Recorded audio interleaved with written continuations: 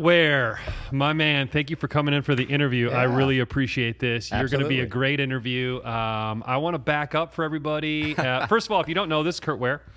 He is with Keller Williams and is a fantastic friend of mine, as well as a fantastic real estate entrepreneur. I'm not even going to call you a realtor. I'm going to call you a real estate entrepreneur because right. you do lots of stuff. Sure. And I'm going to back up just by saying, how did we meet, my friend? We met actually at an open house. It was probably about 5.5 years ago now. You were just new in the business. Yeah, probably 3 or 4 months. You and Heather came through. It was at one of my team leads listings. Beautiful house on Siesta. Yep. And I don't know, you and I just hit it off. Yeah, absolutely. So I didn't know at the time, I know now obviously, but you're a Midwest guy. You Yep. were a transplant as well. Yep. Went to school. You're a young dude. You're 28, is that right? Yep. So very successful for a 28-year-old guy. Took your career very seriously and have done really, really well with it. Sure. And so I walked into an open house. I see Curt. He's just a very respectful young dude, and he's like seems like he's on his game. And I'm like, okay, this seems like a nice guy. And we just kind of hit it off. Yep. And fast forward 5.5 years, and I looked you up the other day because I was kind of prepping for this. Sure. You are number 29 in the entire board. Did you know that? I didn't know that. You're ranked 29. Wow. So there's like 7,000 agents in the area. And you went from sitting in an open house, kind of like not knowing what you're doing, to number 29. So congrats. Awesome. Thank you for that. I didn't know that. You have $20 million on the board. Yep. And I want people to learn about you and how you did that. So going from nada to Prada, and like how did you do it? How did you go from like, hey, I'm new in town, I don't know what real estate is, to mega $1 million producer? Sure. So I guess this might be a long-winded story, which is fine because everybody sort of finds their groove, hopefully one time or one point or another in their career. So, yeah, when I first moved down here, we just passed the 6-year mark. I think I'm beginning my 7th year now being down here. It was May of 2013, I think, when I moved down. So things in the economy were starting to pick up, but nobody was like, it wasn't gangbusters. Right, I would say, and even if they were gangbusters, I wouldn't have known. Sure. You're young. Right, I wouldn't have known. I moved down with a little bit of cash to be able to fund myself for 6 months to 12 months if I didn't make any money. But you're a kid at the time. You're 21, 22 years old. Yeah, I was 20. Yeah, like 22 or 23 when I moved down. Yeah, so you're super young. Yep. My mom sold me her car to move down because the car I was driving, she's like, yeah, nobody's going to respect you. It blew up. It blew away. It could have. Nice. And now you drive the Batmobile, which is an incredible ride. Right. I drive the Batmobile. Yes. So that's a fun one. And so basically when I moved down here, I moved down with shirts, shoes, a suit, and like the clothes on my back. Right.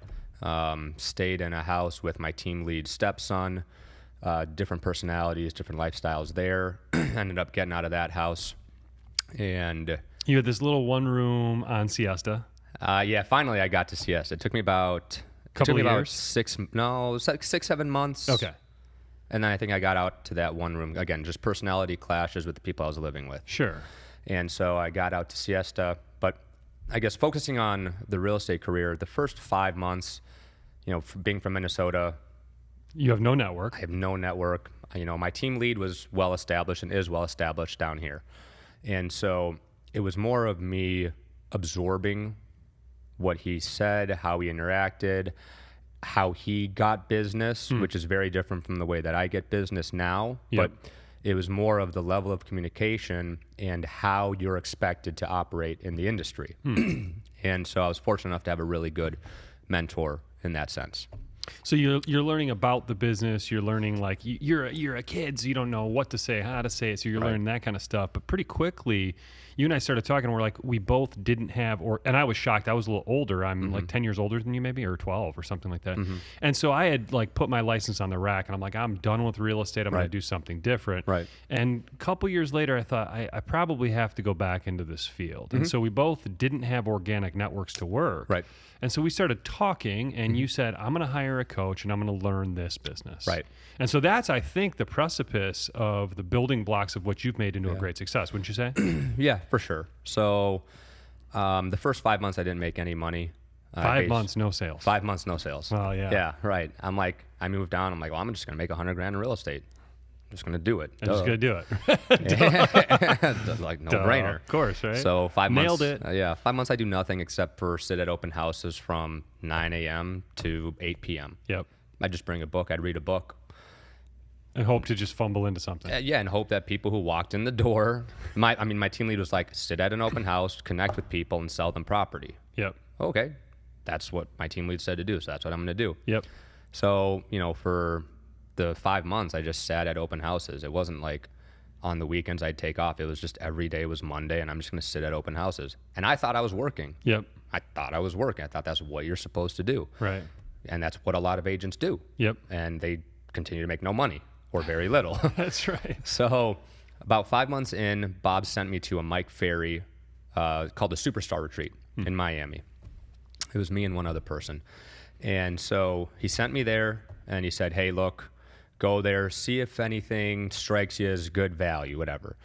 And that's actually when I signed up for Mike Ferry coaching. So I hadn't made a sale. I maybe had 15 G's left. Running out of money. Right. And the coaching is $1,000 a month. Right. So it's a big spend. Right. And so I signed up and I called my dad and called my mom. They're like, yeah. That's ridiculous. Good luck. Right. Good luck, right? Like, how much is it? $1,000 Yeah. a month. Okay.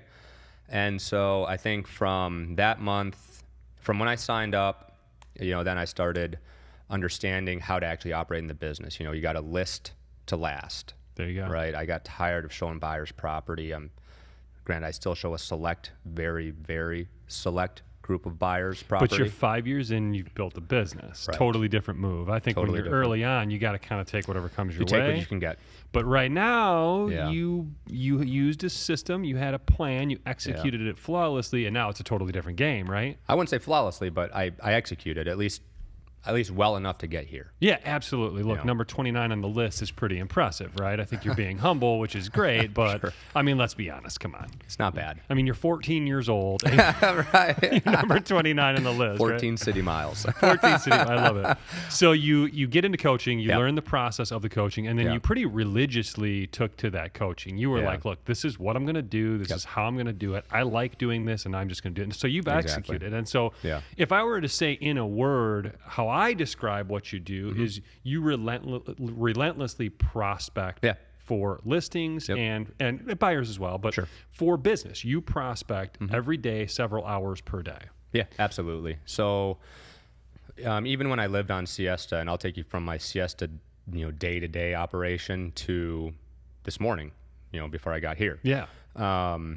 So for Siesta, when I lived out on a little, it might have been, you saw it, it was Yeah, 300, studio. 300 square feet. Like my desk was my breakfast table, was my dinner table, was my lunch table. Yep. Like, Come a long way. come a long way. I miss that place, but that was fun. So I was running the numbers the other day. The 3 years that I lived there, I probably made close to $850,000 just operating out of that little spot. I stopped going to the office. Yep. I put my dreams in front of me, a huge pile of money, Maserati, Yep. and my goals from a production standpoint. Yep. They were just taped up right wherever I sat, any spot, I would see them Yep. all the time. And so, I worked hard, and they were always in front of me, and they still are today. But new, Different office. yeah, different goals. Not living in the studio. Right, not living in the studio. So, So there's nowhere for you to go. You get out of bed, you see the goals. You get out of bed, you're ready to eat, you see the goals. You get Right. out of bed, you got to make the phone calls, right? Right. So you're willing to do something that I think most people can't do, which is you're willing to. You've had people swear at you. You've had people use racist slur. You've had people do horrible things and say horrible things. For sure. But you're a little bit like unaffected by it now, right? Yeah. Like if somebody came up and spit in your face, I think you'd go like this, wipe it off, and then you'd be like, next. Right. Right. So I think Next. that's the best word in real estate. Next. I love it, right? That's a Yeah. superhuman quality, the ability to just clean off and say next. Okay, that person's toxic. I'm going on to the next deal. For sure. So you Right. start the prospecting, you turn that into almost a 7-figure business pretty quickly, and then now, like I said, you're doing $20 million like in your sleep, kind of like you still prospect every day. Yeah. So like I get to my office, for example, like when I was on Siesta, I would, and I still to this day, like I'll role play at 7:30 in the morning. Yep. Role play being, I have a we have a group. We have an East Coast group of 45, 50 agents. You have Yep. different partners every single week. Role play an expired call, role play a for sale by owner call, role play a pre-qualification, role play an old expired, role play a past client or center of influence call. Role playing to understand and to be prepared for what you're going to get hit with on the phone. So 7:30 to 7:50, I do that every morning. And then at 7:50, I'll call the new expireds. So, today, for example, I'm in my office and I get there every morning at 6:30. I prep all my numbers, print out all the new expireds, new canceled listings. Today, I think we had 4 expires that I went after and like 10 canceled listings. So I got 14 prospects 14 right people there. to call right there. Right off the bat. Yep. And there might have been 2 or 3 new for sale by owners. Nice. And so, I've got an Excel sheet from the first for sale by owner I called to recently, and it's How probably many is there? Thousands? 1,850, 1,900. So you've made and multiple calls to them. Oh, Not yeah. you're not calling them once and being like, It's consistency. Right, so you're repeatedly calling that list of people, and For you've sure. you've made thousands of phone calls. Oh, yeah. What do you think an average prospecting session where you're reaching out to people to list their home? Because I think what happens is real estate agents, they kind of aimlessly like, I'm going to hand out cards on the beach. Right? And you have a plan. Your plan is new expireds, old expireds, new for sale by owners, and you have a system, right? Correct. So how many phone calls is an average prospecting session for you? Probably 70 to 80 70 to 80. Okay, so calls. Calls. And my goal is 20 contacts. Okay, so 20 contacts a day usually Yep. leads to some sort of sniff at a piece of business, a Correct. listing, a presentation. You're going to be somebody to meet and talk to, correct? Yep. Awesome. So in those, so you've done that. Let's see, do the math. Okay, 5 days a week, Right. 80 calls a day, 400 calls a week times 5 years. Here you are. That's the Right. magic, right? Yeah, it's not magic. It's Well, the it's magic just is a consistency. process. Yeah. Right? Like, Being consistent. who can consistently do that? Very few. It's like working out, right? Sure. I always use the metaphor of business success Yeah. with working out. And Yeah. so the parallel that I drew early in my career was we would go to this auction. Every Thursday they'd have an auction, and there would be entire months where you'd go and there wouldn't be a good deal, right? But you it have was to keep about going. every Yeah. single day. Exactly. And if you commit to that, you're going to get those. Now you have, how many listings are you carrying at a time? With the ones I'm going to take this week, I'll probably be holding 26 or 27. So the better part of 30 listings Yep. right now. Yep. Okay, single agent. You don't have an army of agents. Correct. You It's have just me and my assistant. one assistant, Yep. just yourself. So you operate really lean and mean. I love Yep. that too. Yep. Right, like not having 15,000 people working for you, all these salaries. Yeah. Right. Right, So you're right. able to keep the lion's share of the money. Right. Yep. That's huge. So tell me, those first few calling sessions, what did that feel like? Yeah. You remember it? I don't remember it, but I can imagine what it would have been like knowing what I get today. You can't So even remember it now. I can't even remember it. Okay, so when people say like, Curt, what are you doing to sell my house? I mean, you are literally in front of people all day long, and you're networking and putting those connections together, right? Correct. Awesome. What would your advice be to a brand new agent? Like you're in the business. What do you tell somebody brand new? Yeah, that's a good question. I guess for somebody brand new in the business, it'd probably just be like, be prepared to fail forward. Right? Fail forward. I love it. There's nothing that's hard about this business, but there's also nothing that's easy about it. Sure. If you do the process, if you follow the process consistently, you will be successful. If you don't follow the process, it's going to be hard to be successful. That's right. It's not hard to pick up a phone and call somebody. I'll give you the way that my first coach, Josh Barker, who is, top 10 in Remax worldwide. He's my And very he does first like coach. thousands of transactions every year. Yeah, Josh Has a big himself will team. sell 700. Josh himself will sell 700 homes this year. His team will sell 3,500. Insane. Yeah. Huge numbers. Huge. And that's not that's not nationwide. That's in his market. Yep. So yeah, he's a machine. But Josh was a guy who got into the Marine Corps at 18, got out at 21, and got into real estate at 21. Didn't really know anything else. Didn't have a collegiate education. Sure. And he goes, Curt, I had to jump out of planes and kill people. Right. You're telling me all I have to do to make $300, $400, $500, $1 million is call people? That's not hard. So perspective, right? Perspective. Right? So it's not necessarily all that difficult when you look at the alternative. Right. I love it. Exactly. And Shooting people and getting shot at. like that's hard. Yeah, that's hard, right? That's calling a for sale by owner and asking them if they want to hire you That's right. is not hard. Another thing you do that I think you do really, really well is the investment side of things. Yeah. So you're an investor yourself. You also work with a lot of investors. That was my niche as well. Yep.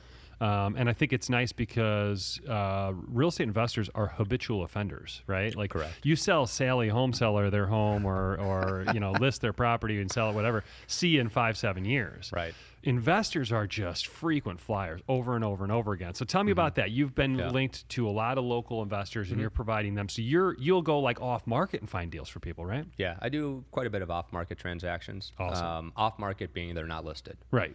And I happen to know the seller, or I've established a relationship with the seller, and I know the investor, i.e. the buyer, and can negotiate a deal to bring a property that is not actively for sale to closing.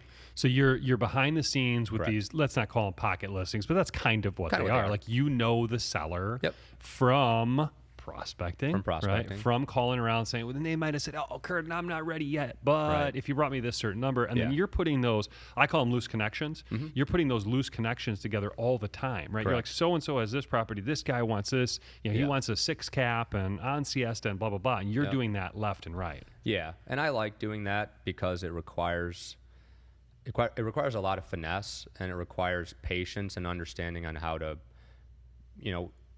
be who you need to be for the seller, and at the same time be who you need to be for the buyer, because that is not the same person. Correct. And that's something that I think a lot of people don't understand in this industry is you're you, but your client doesn't need you. They need you who they need you to be. Right? That's brilliant. And so you have to sort of have the ability to be a chameleon in this business, because your ego doesn't matter. Your commission doesn't matter. You're trying to get a seller from A to B, or a buyer from A to B, and you got to step up to the plate and help that person in the mode that they need to be helped. So you're adapting your style, your skills to their needs. Right. That's huge. I would say, I don't know exactly how to frame this, but I would say, like, I am not me during the day, right? I'm who my clients need me to be on the phone. You're playing a role. Who they need me to be in person. Right. That's what they've hired me to be. Yep. They've hired me to be a professional real estate agent that keeps my personal thoughts and my ego out of the way. Because if I put more stuff in the way, a real estate transaction is complicated enough. Yes. They don't need their agent getting a big head in the way. Don't you see that so many times when you bump into other agents and then like they'll say something that I see this happen all the time with agents. Whether it's a new or experienced agent, they start letting their personality creep into the deal, and they're rude, or they're short with somebody, or they're too spicy or whatever. And it's like, oh, you don't want to deal with so-and-so because they're, whatever. Correct. And I think you're really hitting on something that's positive, which is like, check the ego at the door. Yeah, right? absolutely. Like be a little bit robotic, be a little bit mathematician, like, hey, these are the numbers, this is what's going on. But you're also, you've got to play the psychological warfare game, right? At some point, yeah. I mean, and the more deals you do, the more agents you find. And I mean, don't get me wrong. For example, I'm on the phone yesterday with a guy we're in a transaction with, and why didn't you tell the seller this? Why didn't you tell the seller that? Why didn't you tell the seller this? I'm like, look, man, you sell 5 homes a year. I sold 5 homes last week. I know what I'm doing. This is what I'm thinking to myself. But I'm not going to tell him that. It's like, hey, you know what? You brought up good points. I'll work on my end, and I'll keep you posted. I don't need to flex on them because that doesn't help us get any closer to closing. And that's the goal. That's great. So I would say, your person, and that's one of the things too why people don't want to prospect. People are always telling you no. Yes. They're always saying agents don't know what they're doing. You're an idiot. You're this, you're that. If you take offense to that, that's your ego. Yep. They have every single right to say anything that they want to you, and you have the right to say it back if you wanted to. It's not going to get you anywhere. Right.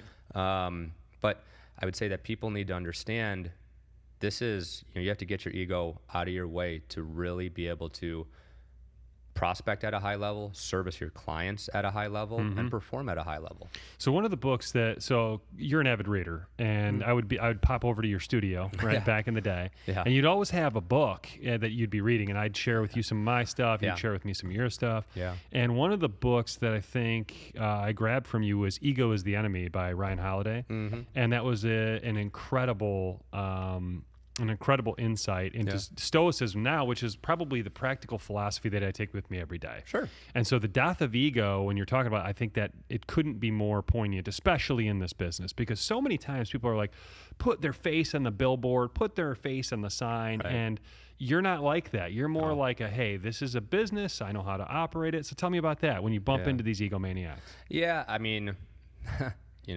those people are pretty easy to, for lack of a better term, manipulate. Right. You just play to their ego and get them to do what you want with Play to them the- thinking they won. right. Thinking right. they won the negotiation. Right. So yeah, with that, I mean, I don't spend money on advertising. I don't buy leads. I know there are people that do, and there are people that are successful. You and I know Sure. a number of them. Yep. They're, successful, and success is all relative. And I would say you and I have always been concerned with profitability. It's getting in and out in the black. Mm-hmm. You have to get out profitably. Right. Right. And so that's why I like your business model. I looked up the person, we're not going to name names here, but the person that we're referencing was a huge lead purchaser. And Big time. all they talked about was, I buy this many leads. Right. And it was an extreme number. And I Yes. pulled him up the other day. First of all, there's 2 people on that team, so there's 2 agents there. And the number was well under your 20 mil. Okay. Right. And then divide that by 2. So it's fine. It's a way to do the business. I'm not trash talking anybody. There's Great. multiple ways to do it. Yep. But I love how in the black your business is. It is just black and white. Here's what I do, and I make massive profitability. And I think it's more important than, what's the point of an internet lead? Is a phone call. What's the point of the phone call? To establish a meeting or trust, right? And you're like chopping the internet out of it, right? Like now I'm starting to see you do a little bit of social media, but the thing that drives me insane is when I see a new agent and they're on Facebook all day long. And I'm like, okay, so you're shooting video, you're doing, and that's good stuff. That's a part of it. Just like open houses. Yeah. When you're brand new, it's a part of it. But Right. So I was with a big box, the same big box that you were. And my team lead told me to do the same thing that your team lead told you to. Yeah. Sit in open houses all day long, every day. And I was like, this is not working. That's great activity Sunday noon to 2 or 1 to 3 or whatever. That's a great time to do it. But the rest of the week, nobody's going to your open house on Monday, right? So I like that activity for agents on a weekend. If you got nothing else going on, sure, do it. Right. But your business, my business, was Monday through Friday, connecting with human beings on the phone. Yep. There's nobody to pay. There's no internet to pay. There's connections to be made. You pay and for I your think phone, so use it. you pay for your phone. Right. So you got leads, 18 today or whatever the number was. If you bought those from a big platform, it'd be $100 a lead. That'd have been $1,800 today. You Right. couldn't make money if you did that, right? You could make money, but not nearly as much. Right. So you're about staying in the black, profitability, and making sure that your business is healthy all the time. Right. So like my coach and I we're adamant on the numbers, kind of like you and I are.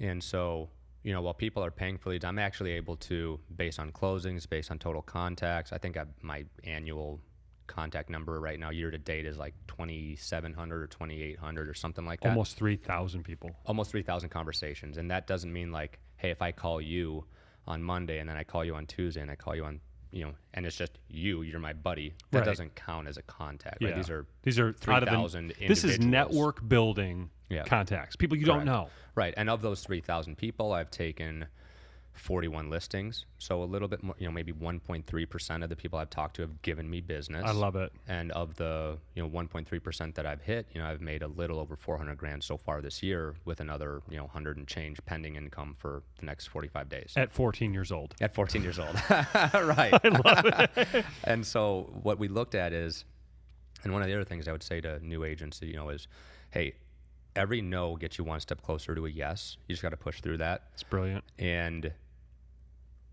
for example, with my numbers, and anybody can calculate this, with the, 2,800 or 23,000 contacts, each contact based on my income, each person I talk to is worth $130 in my pocket. There you go. I'm worth $1,350 some an hour on the phone. So like, I know what I'm worth.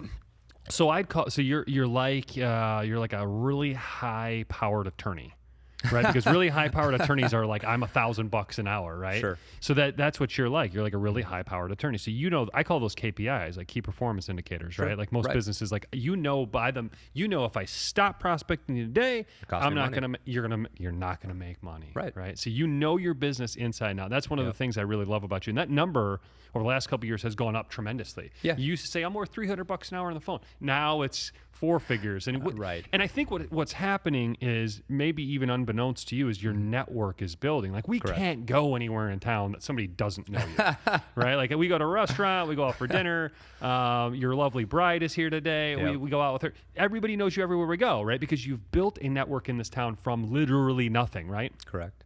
So let's talk one quick moment about the investors that you've worked with. You've Sure. worked with a lot of high-powered people. So and people who are double and triple your age, right? People who Correct. are much older than you. Yep. How do you, coming from a different market, What do you mean a different market? Midwest, Oh yeah, sure. coming from a different market to this market as a quote unquote younger person, how do you get people who are older than you to trust you? How did Yeah. you do that? That's an interesting question. I mean, number one, I'm inherently trustworthy. I give trust, I get trust. Number two, I would say those people, and they're high net worth individuals. Absolutely. You know, they're And they're trusting you with 7-figure transactions, multiple 7-figure transactions. yeah. I mean, one of my clients I've probably done over $15 to $20 million of real estate sales with. One client. One client. Yeah, one person. And that one person you probably met from prospecting. Yeah, I found them. Awesome. Yep. I had asked other people for their information. They wouldn't share it. You know, So you 'cause- figured it out. so I found them. Right. So I was like, okay, if love nobody's it. gonna make this easy, I'm just gonna find them. $15 million later in sales. Right. Okay. So you're not just consistency and getting in front of them, but they probably saw you doing the things that other people wouldn't do. Correct. Like digging through the rubble to find the deals they want. Right. So, you know, I think one of the key things is always bringing value Yeah. to conversations with whoever you have. Who likes to talk to somebody that doesn't bring value? Like if you were to evaluate your conversation with somebody and you realize there wasn't value, are you just going to sit there and waste another 22 minutes of your time with somebody that there's nothing to be said? Right. Right? I mean, no. Or you might, because you might think you're working and you're just talking yourself out of actually working. Yeah. But with that being said, the people that I work with, I think they've, because I've asked them a couple of times, and I've heard, feedback from others that, hey, Curt is a hustler. He knows what he's talking about. Anybody in this business would say that. Sure. Right. And I've these- heard that as well. Okay. Gotcha. Yeah. I mean, I appreciate that compliment, It's a hustler. fact. Yeah. I mean, I'm straight up with you about what needs to be done here to Yep. get a deal done. If you don't want to do it, no problem. Great. 'Cause I got to go to the next person who's going to. There you go. And so I don't like to waste their time, because if I waste their time, my time is valuable. Their time might be 10, 20, 30, 100 times more valuable than mine. And I don't like somebody wasting mine, and they don't like somebody wasting theirs. So get to the meat and potatoes. Exactly. Here's what I have. Here's what it is. I give them all the information that they're going to ask me, so we don't have to have a conversation on it. Here's the data. Yep. Here's the decision of either you say yes or you say no. And if you have additional questions I haven't answered, I come prepared to be able to answer unknowns or know exactly how to get the answer if I don't have it readily available. Absolutely. So with those people, I mean, I bring a lot of value to the conversation. They know that they can trust me with sensitive information, Yep. and they know that I'm not leveraging them against anybody else. Right. Even though I have a lot of people that inherently ask me for the same stuff, Sure. it's a trust factor, whatever you want to call it, that Sure. we share with each other, and I share that with every single client.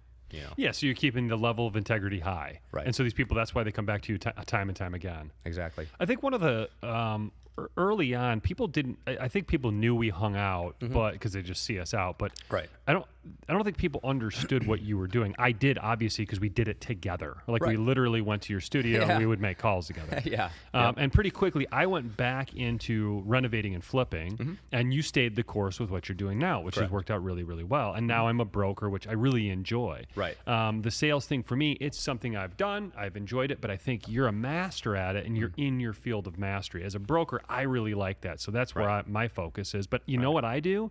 The same thing you do. I prospect by calling new agents, right? I call agents all the time, or touch them in a variety of different ways. Exactly. And somebody, a former broker of mine said, well, just do what Curt does. He just like networks around the key and like makes all this. I said, listen, I know firsthand. I've watched this guy get up in the morning. I've sat there with him. We've made the calls together. I said, you have no idea. Right. I think from the outside, it looks easy. Oh, he drives a Batmobile around. He's got this pretty wife. Blah, blah.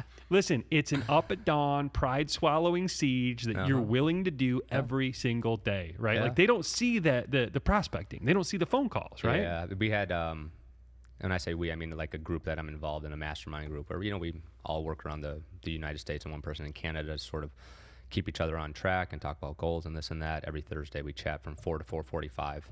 And on a quick side note, I would say if you're also a new agent or an agent getting established, and I would say getting established, maybe doing 15, 20 deals a year, it was getting established. That's really getting your feet underneath you.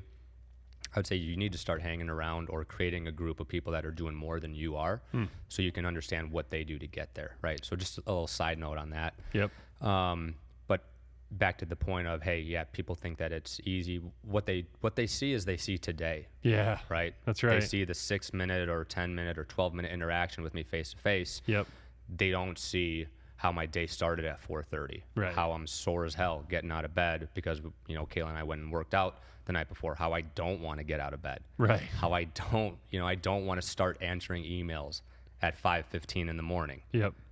But if I want to make the money that I make, if I want to provide the level of service to clients that, go above and beyond what they expect in order to be their guy forever and to be somebody that they recommend, that's what you have to do. Right. And I'm not saying that everybody has to make $1 million in the business. I got in the business first to just make $100,000. Right. Then when I made $150,000 a month, I'm like, yeah, no, I got in to make a lot of money. There you go. Yep. And so each person will define their own level of success. Yep. And if you're serious about your goal, you'll do what it takes to get it. And if you're not, then have a backup plan. I love it. Like restaurants are always hiring. Oh man, you're killing them today. Good stuff. So, tell me about your investment style. So I think you've kind of picked up a little bit of my style, which is like the super big, like when I've lost money, it's on doing the big stuff that's super expensive. Sure. And when I've made money and when I kept it simple, that's when I've done really well. Tell me about your investing style. Yeah.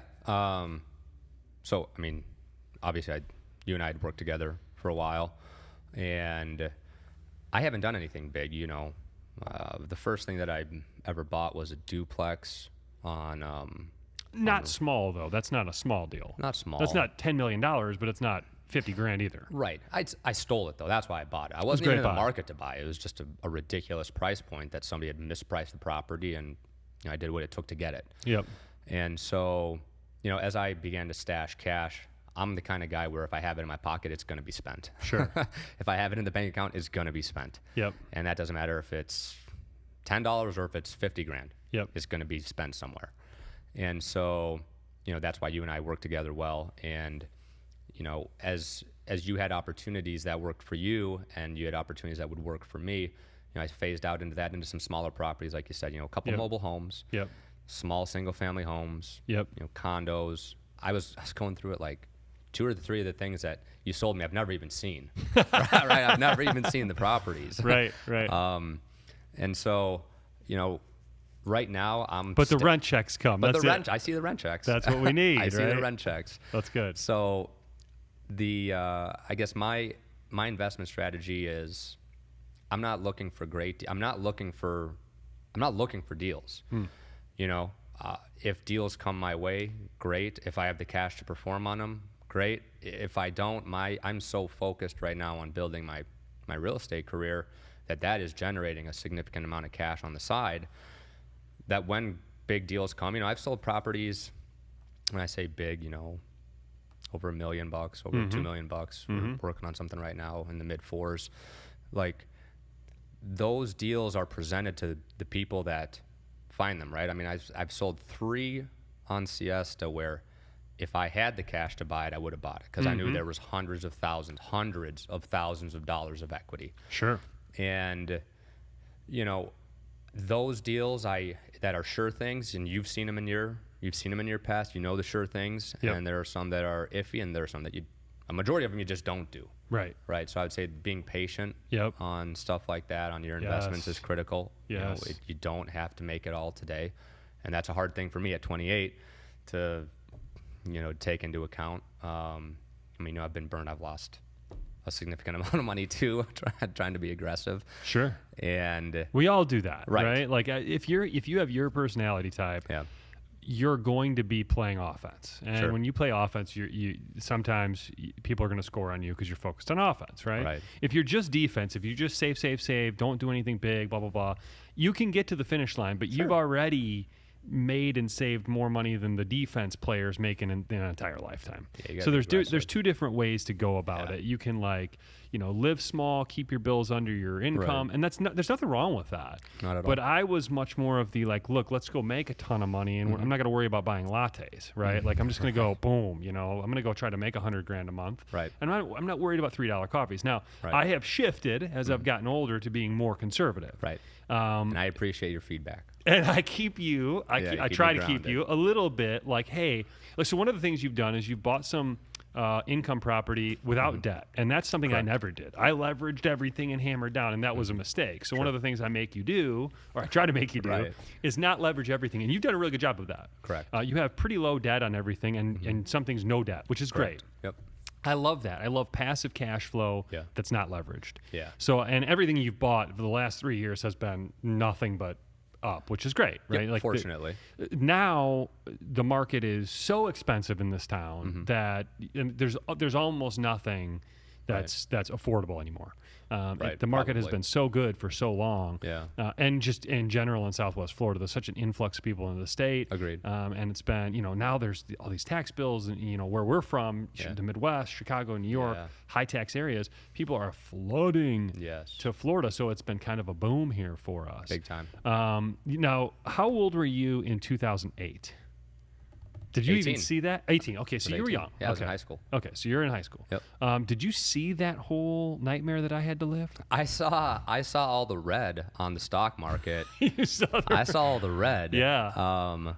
And I had money in the market that At I 18. wasn't. Yeah. Wow. Well, that's a longer different story, but it's by sheer luck I Sure. happened to have money in the market, and it wasn't real to me. If it was worth 150 grand or 50 grand, it wasn't real to me because I wasn't touching it. Sure. It was long-term money. It was long-term money that my mom and dad were like, just don't ever touch this. Yep, smart. So I saw the red, but it didn't mean anything to me. I was fortunate enough, mom and dad paid for college. Yep. So I didn't have to worry about those bills. I still worked. I worked every day I could from even before I was 16, Sure.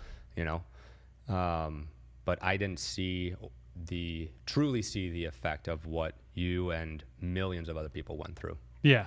So Yeah. I think structurally the economy was very different than, Yeah. after 9/11, they cut rates to almost nothing and to stimulate the economy, and it worked, and housing kind of boomed. And so I had what I thought was a Midas touch. Every deal I did kind of made a lot of money. I was like, this is easy. Right. And so it was definitely a boom. Yeah. But my words of caution always, and it's, you're obviously doing really well. You're kicking butt and taking names. But and you're doing a good job of what I've cautioned you with is it can all change tomorrow. Right. And so that's my only advice for young people that are out there just For getting sure. into this market is it can change. It can shift. The whole world can Yeah. I remember walking into my bank and they're like, it's a new bank. Those guys don't work here. And I'm like, what? Right. The world can change like that, especially with Right. technology today. Right. So if people are doing when I see people talk about crypto, I'm like, look, the dollar is crypto, right? It's already an electronic currency. Sure. We don't need an electronic currency of an electronic currency. Right. It's an electronic currency. It's just a piece of plastic in your wallet. You go like this, and there's numbers in cyberspace. Nobody cares money. You get what you wanted. Yeah, that's Yeah, it, right? right. And you got your sandwich or whatever, right? Right. Do you ever do any of that kind of stuff, like the crypto stuff? So no. So you're like a cash and houses and a little bit of equities. You do a little equities. Yeah, I'm really good at losing money in the stock market. I'm very, very good at that. Oh, me too, man. Me too. Yeah. The only reason I know and tell you not to do it is because ask me how I know. Exactly. Exactly. I lost like 70 grand in one trade Yeah. one time, and I tell you that story all the time. I know. Just to I almost brag met about you. how dumb I I lost am. 50. Right? Yeah, there you go. Right there with you. So there you go. So, but well, yeah, what I would say is, stashing cash is always good because then you're ready for opportunities. Yep. Like you said, I've got any of the properties that I have debt on, I have a substantial amount of equity. Absolutely. They're not leveraged to 95%. They don't even do that product anymore. That's another thing. Like now, like people will give you 70 or 80%. Right. But when I was doing this, they'd give you 100. Right. Right. They'd be like, here, take all the equity out. And I'm like, oh, sure. Then I'll just go buy It's more. easy. Right. Right. Exactly. So I think that my hope is that this economy is not nearly as, built out of the foundation seems stronger to me. Yeah. So I think we're okay. I Yeah. think rates are coming down. I think you got some weird global stuff with negative interest rates. That's I mean, odd. that's definitely That's odd. That's weird and new. Yeah. So we'll see what happens. But I think whether this economy continues to boom or explodes, I know a guy like you will succeed because you're Yeah. willing to do the stuff that other people aren't willing to do. Yeah, on that point, totally. Yeah, without a doubt. It's And almost thank you for that. immaterial. If Right. it blows up tomorrow, like I can see you just being like, okay, I'm going to rebuild. Right. Like robot mode, go back Yeah. to whatever you have to do. Right. I mean, that's one of the things at the recent Mike Ferry event. The market does not determine my production. I love that. determine my production. I love that. You can be lazy in a good market or you can be lazy in a bad market. You can be a high producer in a low market or you can be a high producer in a high market. Yep. The market doesn't make or break your level of production. You do. That's right. I mean, I talked to a lot of people who in the bus are like, I doubled my production because everybody went out of business There and you the go. ones that were here cleaned up. There you go. I saw people go into short sales and just kill it, or Tons of REOs money. and just Yep. kill it, right? Yep. You just have to be willing to adapt and to do what is necessary I love that. to succeed. That's And it's easy to say, it's hard to do. Mm-hmm. And I think that's why, we've had personal friends that like got in the business and just tapped out, like just went home. Yep. And, we've got friends in the business too that are slowly but surely getting pushed out of the business, because the market's been great for the last 8-9 years and I've been a part of it for 6. I wish I knew what I knew now back when I got down here in 2013. Yeah. I'd be at 80 or 90 deals a year instead of 65, 70, but the market does not make your lifestyle. You make it. I love that. Anybody has the ability to change their life, right? You and I know that. That's right. Anybody, has the ability to control their emotions, control their actions. It's just in our day and age, especially, younger people, younger millennials, we're relatively weak when it comes to dealing with adversity. Not you, but some. But a majority of us. Not right, you. Not right. you. No, not you. You're very strong. Definitely not you. That's, I think, the difference maker, right? Like, and I always say, like, you don't know how important your parents were, right? So, like, For sure. I've met your dad before. I'll probably meet your mom at the wedding weekend. Yeah. And so I always say, like, your success, it's never been, you've worked for 5 different brokers in the last 5 years. That makes sense, yeah. Not one of them has determined your success. No. So it's not the broker, right? Has your Right. broker affected you ever? Not at all. Not at all. Well, I wouldn't say it hasn't affected me. I mean, they've pissed me off where I'm like, I'm just going to break you. Okay, so they've not positively affected Not you. positively. Sure. I mean, my team lead, yeah, but The broker, nothing. you know what I'm saying. I do. So it's not the broker. Right. And I was arguing with somebody about this the other day. I said, listen, in my business or in any business, we don't really change people. We can enhance them or help them, but they are who they are. Right. My top couple of agents are top, not because of trend and not because of me. It's because who they are. Right. And so much of that has to do with their parents and how they were raised and things that happened to you when you were 6 years old that you didn't even know. Right. And that's why I've always said, you obviously come from good folks because you just have this drive and this work ethic and this ability to see things clearly. And I think that is fundamental stuff. You can't take somebody who's 28 years old and make them a super producer.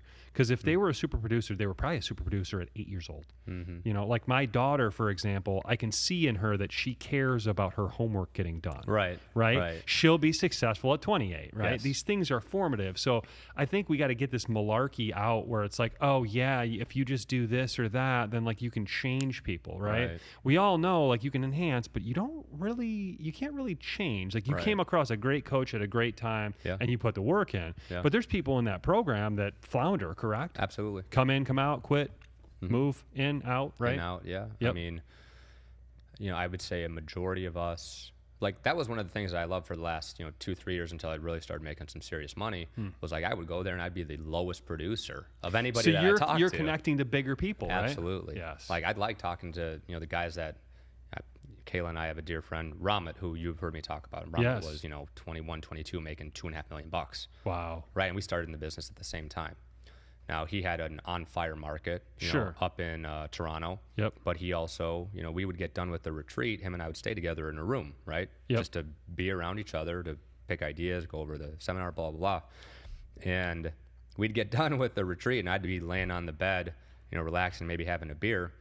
And he's on the phone for another 2.5 hours getting 50 contacts, right? Like I literally insane. witnessed him stand, prospect, 50 contacts, no break, found a lead, sold it next week, made $28,000. Unbelievable. I'm sitting there like having a beer. Because I'm like, okay, making $350,000, that's a good year for me, right? That's right. $1,000 a day at 26, that's fun. That's Yep. great. He's making $2.5 million. Yep. Because he's willing to do the things I was not willing to do. That's right. So I would say people, you can, like you say, you can enhance your personality. You're probably not going to change it Yes. unless you have a traumatic brain injury, TBI. a TBI. Yeah, absolutely. But this business really, it can wear on you if you let it, Sure. or it can help you grow and like live a really phenomenal life.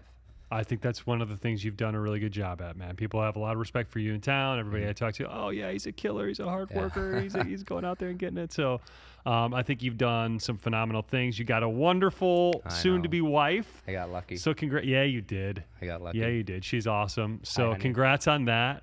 Hi. Super happy for you guys. Can't Thank wait you. to see that happen. And much continued success for you, my friend. You are a killer. Back at you. And I love all the stuff you've done in this business. Your clients they're honored. They should be honored to be working with you. I'm honored to work with them. Yeah, no, absolutely, man. You're crushing it day in and day out. You're doing the fundamental things. And when people ask, what are you doing to sell my house? I would say you can, with no BS at all, you could say, I am networking every day with the kind of buyers and sellers. And I love that. So thank you so much. Anything else before we go here that you'd like to share with maybe new agents or people in the business? Any other, like what's maybe like maybe a book or like one thing you've learned in this process that really gave you some paradigm shift? One of the books that you and I read, which was The One Thing. Oh, yeah, absolutely. Great book. Was that by Keller? Yeah. Yeah. Gary Keller wrote that, yeah. Gary Keller, The One Thing. Great book. Easy, must read. The Compound Effect. Yes. By Darren Hardy. Hardy. Yep. Great book. And I think those two books are like a perfect mirror of your great career, intro. right? Like for the sure. one thing you do every day is prospect. Right. And the compound effect is year after year after year Prospecting. of prospecting. Yeah. Now you know thousands of people. Yeah. So I think those two books, like you brought those to life. You've done some alchemy there, my friend. That's my witchcraft. I love it. Those two are great. They're great. Perfect. So if you haven't read those books, guys, please check it out. Curt, I cannot thank you enough, dude. You are a wealth of knowledge. You're a fantastic dude and a fantastic friend as well. Back Thank at you you, so brother. much, guys. Awesome. Thanks for joining. Thanks.